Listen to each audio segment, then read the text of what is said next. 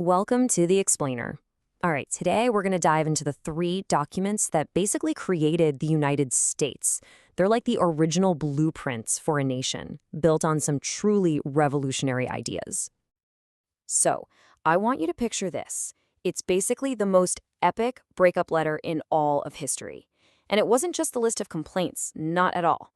It was a final, formal notice that things were over, and it was addressed to the most powerful person they knew. And get this, by signing that letter, they were literally committing treason, an act punishable by death. So you have to ask yourself, what on earth could possibly be worth that kind of risk? Okay, so let's dig into this first document. Because it wasn't just a declaration of war, it was a declaration of an entirely new philosophy of government. Right, so this didn't just happen out of the blue. It all started building up after the French and Indian War. See, Britain was deep in debt, and their solution was to impose new taxes on the colonies without giving them any say in the matter. You've heard the phrase, right? Taxation without representation? Well, that was the boiling point. Tensions just kept rising until, boom, shots were fired at Lexington and Concord in 1775. That kicked off the American Revolution, and really, at that point, independence felt like the only path forward. And this is the heart of it all, this one sentence, mostly penned by Thomas Jefferson. Now, this wasn't just some flowery, poetic language. This was a radical, world-changing argument. It was basically saying that your rights don't come from a king or from any government. No, they're just part of being human. And that idea, this concept of unalienable rights, which, by the way, was heavily influenced by thinkers like John Locke, that became the entire justification for the whole revolution. The logic was actually pretty simple. If a government stomps all over these basic rights, then the people have every right to ditch it and create a new one. And believe it or not, 56 men actually put their names on the line for this idea. We're talking about guys like John Hancock, who famously signed his name so large the king wouldn't need his glasses to read it. Benjamin Rush, a famed physician.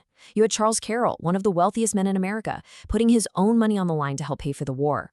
And even John Witherspoon, a university president, who said the colonies weren't just ripe for independence, but were in danger of rotting for the want of it. So the Declaration laid out the big why. It was the vision. But it wasn't the how. The new nation needed a practical game plan, a real set of rules for how this new government was actually supposed to run. You know, their first shot at it, the Articles of Confederation, well, it was kind of a flop. A noble experiment, maybe, but it failed. It created a national government that was just way too weak to get anything done.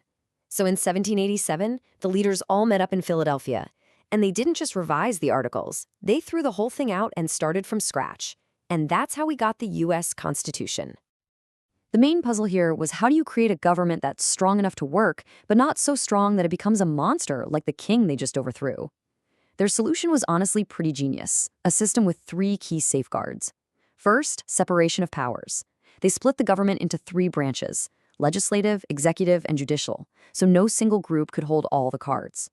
Second, they built in checks and balances, which meant each branch could put the brakes on the others. You know, like when a president vetoes a law from Congress. And finally, federalism, which splits power between the national government and the states.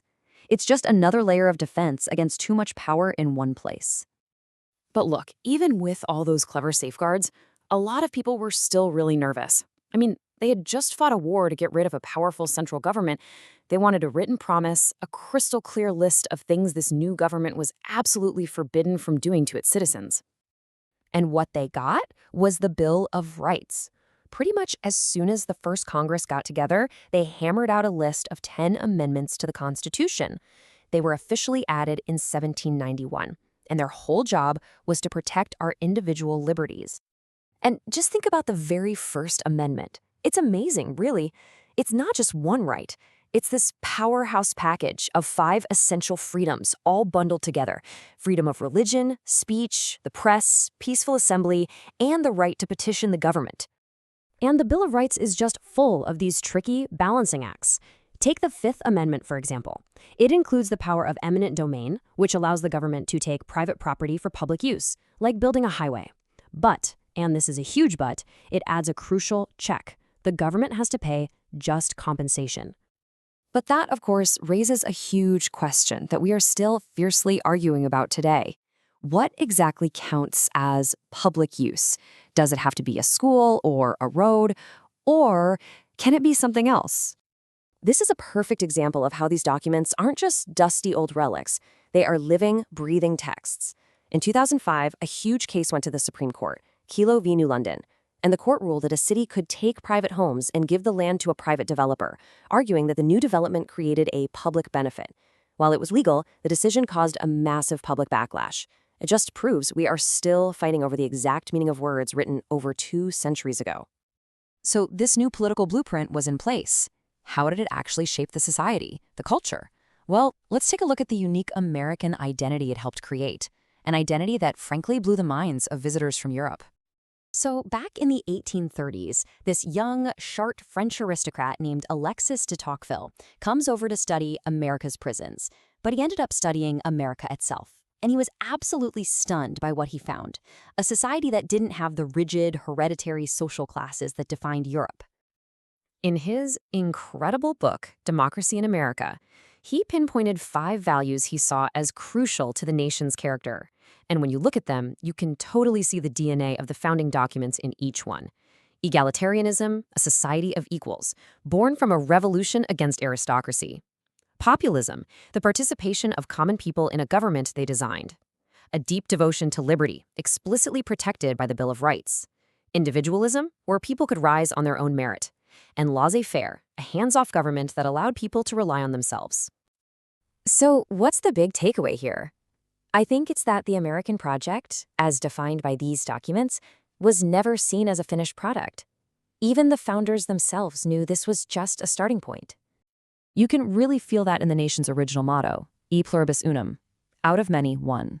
The idea that 13 different colonies, and later millions of diverse people, could come together to form a single, unified nation has always been the goal, even when the reality has been a real struggle. And all of this leaves us with one last big question to chew on. This blueprint was designed for a small agricultural nation of a few million people.